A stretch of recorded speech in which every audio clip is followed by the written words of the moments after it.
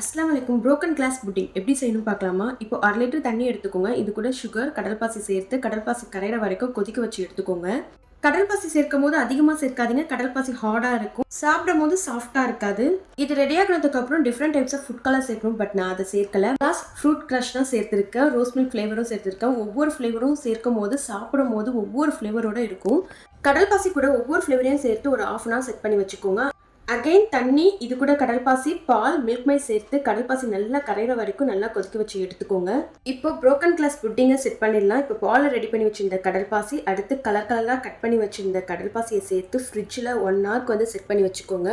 ரொம்ப சூப்பரான கலர்ஃபுல்லான புரோக்கன் கிளாஸ் புட்டிங் ரெடி ஆயிருக்கும். இது iftar party or any other party கூட ரெடி பண்ணீங்கன்னா பார்க்கறதுக்கே கலர்ஃபுல்லாக இருக்கும், பார்க்கறதுக்கே அட்ராக்ட் பண்ணுற மாதிரி இருக்கும். கண்டிப்பாக ட்ரை பண்ணி பாருங்க. புரோக்கன் கிளாஸ் புட்டிங்க்கு ஃபுட் கலர் சேர்க்கறத விட இந்த மாதிரி ஃப்ளேவர்ஸ் சேர்த்து பாருங்க. உங்களுக்கு பார்க்கறதுக்கும் கலர்ஃபுல்லாக இருக்கும், டேஸ்ட்டுமே சூப்பராக இருக்கும். கண்டிப்பாக ட்ரை பண்ணி பாருங்க.